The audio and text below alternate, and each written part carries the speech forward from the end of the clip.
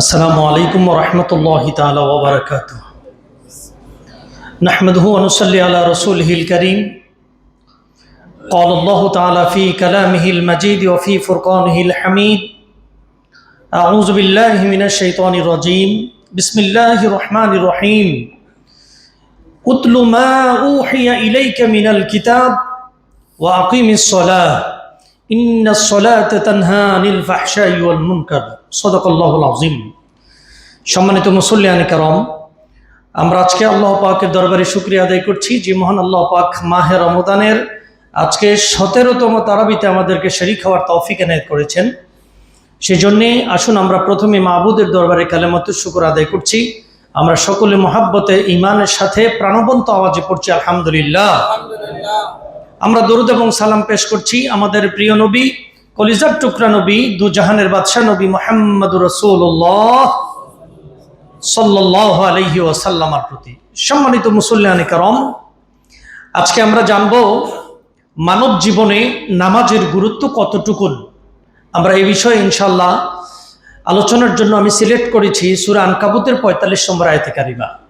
আল্লাহ রাব্বুল আলামিন বলেন: উতলু মা উহিয়া ইলাইকা মিনাল কিতাবি ওয়া আকিমিস সালাহ ইন্নাস সালাতা তানহা আনিল ফাহশাই ওয়াল মুনকার। আল্লাহ রাব্বুল আলামিন নবী করিম সাল্লাল্লাহু আলাইহি ওয়াসাল্লামকে ইন্ডিকেট করে বলছেন, হাবিব, আপনার প্রতি যে কিতাবকে আমি অবতীর্ণ করেছি, অর্থাৎ কোরআনে কারীমকে যে নাজিল করেছি, সে কিতাবের তেলাওয়াত আপনি করতে থাকুন আর নামাজ কায়েম করুন। নিঃসন্দেহে নামাজ মানুষকে অন্যায় এবং অসৎ কাজ থেকে বিরত রাখে। সুবহানাল্লাহ পড়েন।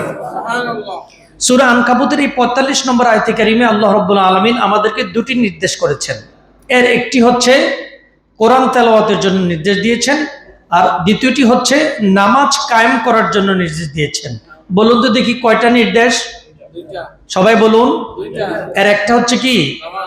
প্রথমটা হচ্ছে কোরআন তেলাওয়াত।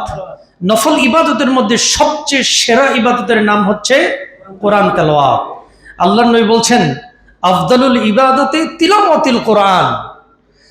সমস্ত নফল ইবাদতের মধ্যে সবচেয়ে সেরা উত্তম হচ্ছে কোরআনে কারীমের তেলাওয়াত। সুবহানাল্লাহ, সুবহানাল্লাহ। কোরআনে কারীমের তেলাওয়াত করলে ঈমানকে বহু গুণে বাড়াইয়া দেন আল্লাহ পাক। সম্মানিত মুসল্লিয়ানে কেরাম, আর দ্বিতীয় নির্দেশটা হচ্ছে নামাজ কায়েম করতে হবে। জোরে বলুন, কি করতে হবে? নামাজ পড়ার জন্য বলে নাই, নামাজ কায়েম করার জন্য বলেছেন। আপনি শুধু নামাজ একা একই পড়লে হবে না, আপনার পরিবার পরিজন, আপনার ফ্যামিলিতে যারা আছে, আপনার আত্মীয় স্বজন যারা আছে, প্রতিবেশী যারা আছে, এদেরকেও নামাজের জন্য কি তাগিদ দিতে হবে।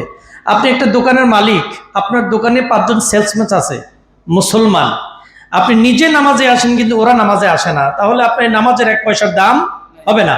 আপনি নিজে নামাজ পড়তে হবে এবং আপনার আন্ডারে যে সমস্ত কর্মচারীরা আছে এদেরকে নামাজের জন্য আপনাকে সময় দিতে হবে। জোরে বলুন, ঠিক কিনা? ওইটা হচ্ছে কায়েম। নামাজ কায়েম করার জন্য আল্লাহ রাব্বুল আলামিন কোরআনে কারীমে প্রায় ৮২ বারও বেশি উল্লেখ করেছে। সুবহানাল্লাহ, সুবহানাল্লাহ। কত গুরুত্বপূর্ণ ইবাদত নামাজ, কতটুকু গুরুত্বপূর্ণ ইবাদত দেখেন। মানুষের সমস্ত বডির মধ্যে মাথার গুরুত্ব যেমন, ইসলামের সমস্ত ইবাদতগুলোর মধ্যে নামাজের গুরুত্ব ঠিক তেমন। আবার বলি, খুব মনোযোগ সহকারে শুনুন। মানব দেহের সমস্ত বডির মধ্যে মাথার গুরুত্ব যেমন, ইসলামের সমস্ত ইবাদতগুলোর মধ্যে নামাজের গুরুত্ব ঠিক তেমন। আমরা রাস্তাঘাটে চললে অনেক সময় ভিক্ষুক দেখতে পাই, কারো ১ হাত নাই, কারো ২ হাত নাই, কারো ২ পা নাই, কারো ২ চক্ষু নাই। কিন্তু এমন কি কোনো ভিক্ষুক আপনাদের নজরে পড়ছে যে বডি সব ঠিক আছে, মাথা নাই, ভিক্ষা করতেছে? আসেনি? তাহলে বোঝা গেল সমস্ত বডির মধ্যে মাথার গুরুত্ব আছে না নাই? ঠিক তেমনি ভাবে ইসলামের যত ইবাদত আল্লাহ পাক আমাদেরকে দিয়েছেন, সমস্ত ইবাদতের মধ্যে সবচেয়ে সেরা ইবাদতের নাম, সবাই বলেন কি নাম? দেখেন, আমাদেরকে যত ইবাদত আল্লাহ পাক দিয়েছেন সব দিয়েছেন জিবরাইলের মাধ্যমে। নবীজির কাছে মেসেজ দিয়েছেন, জিবরাইল এসে শোনাই দিয়েছে, নবীজি আমাদেরকে শোনাইয়াছেন, আর আমরা আমল করি। কথা বলেন ঠিক কিনা? কিন্তু একমাত্র নামাজ, এটা জিবরাইলের মাধ্যমে দেওয়া হয় নাই। নামাজ আল্লাহ রাব্বুল আলামিন নবী করিম সাল্লাল্লাহু আলাইহি ওয়াসাল্লামকে স্পেশাল গেস্ট করে ধুলির ধরা থেকে মহাশূন্য ছাড়িয়ে সপ্তম আসমান পেরিয়ে সিদরাতুল মুনতাহা পেরিয়ে লা মাকান লা জামান পেরিয়ে ৭০,০০০ নূরের পর্দার উপরে আরশে আজিমে তুলে নিয়ে ওখানে মেরাজের রজনীতে আল্লাহর হাবিবকে নামাজ ৫ ওয়াক্ত উপহার দিয়েছিলেন। তাহলে গুরুত্বটা কম না বেশি বলেন? সম্মানিত মুসল্লিয়ানি কারাম, আমাদের সমাজে নামাজি ৪ ধরনের। বলেন কয় ধরনের? আমার গবেষণায় ১ নম্বর নামাজি হচ্ছে ডেলি নামাজি, ৫ ওয়াক্ত নামাজি, যেটা আজান শোনার সাথে সাথে পাগল পারা হয়ে মসজিদে ছুটে এসে জামাতের সাথে নামাজ আদায় করে, এরা হচ্ছে ৫ ওয়াক্ত নামাজি। কিছু নামাজি আছে, এটা হচ্ছে এক প্রকার। আরেকটা হচ্ছে উইকলি নামাজি, সাপ্তাহিক নামাজি। ৫ ওয়াক্ত নামাজ ৫ দিন প্রতিদিন নামাজ নাই, শুধুমাত্র সাপ্তাহিক জুমার দিন নামাজে আসে। জোরে বলুন আছে না নাই এমন ধরনের মুসল্লি? ৩ নম্বর হচ্ছে ইয়ারলি নামাজি, মানে বাৎসরিক নামাজি, ঈদুল ফিতর আর ঈদুল আজহা আছে না নাই? সারা সপ্তাহ নামাজ নাই, শুক্রবারও নাই, শুধুমাত্র ২ ঈদ, ঈদুল ফিতর, ঈদুল আজহা। আবার কিছু নামাজি আছে মৌসুমী নামাজি। কি নামাজি? এটি হচ্ছে শবে বরাত, শবে কদর, শবে মেরাজের রাত্রির নামাজ। কথা বলেন ঠিক কি না? শবে বরাত, শবে মেরাজ, শবে কদরের এই যে নামাজগুলো, এগুলো ফরজ না নফল? সবাই বলেন। আল্লাহ পাক নফলের সওয়াব দিবে তখন যখন ফরজ ঠিক থাকবে। কথা বলেন ঠিক কি না? মনে করুন যে আপনি ফরজ নামাজ আদায় করলেন, এক হলো এক, এরপর একটা নফল ইবাদত করলেন, একের সাথে একটা শূন্য লাগিয়ে দিলেন, কত হলো? সবাই বলেন। আরেকটা নফল ইবাদত করলেন, আরেকটা শূন্য লেগে গেল, কত হলো? ১০-এর পরে ১০০। আরেকটা নফল ইবাদত করলেন, ১০০-এর সাথে আরেকটা শূন্য লাগালো, হলো কত হলো? এভাবে যত নফল নামাজ পড়বেন, শূন্য যদি লাগে তাহলে বাড়তে থাকবে না কমবে? এবার মনে করুন যে এই যতগুলো শূন্য দিয়েছেন তার পূর্বে একটাকে ফেলে দেন, মানে ফরজটাকে ফেলে দেন। এখন 10টা শূন্য আছে, আপনি বলুন তো দেখি এই শূন্যগুলোর দাম কত? হ্যাঁ, নাই, একেবারে জিরো। ঠিক তেমনি ভাবে ফরজ ছাড়া আপনি যত নফল ইবাদত করবেন, ওই ইবাদতের দাম আল্লাহ পাকের কাছে হবে না। নফলের সওয়াব দিবে আল্লাহ পাক তখন যখন আপনার ফরজ ঠিক থাকবে। তাহলে ৫ ওয়াক্ত নামাজের দরকার আছে না নাই?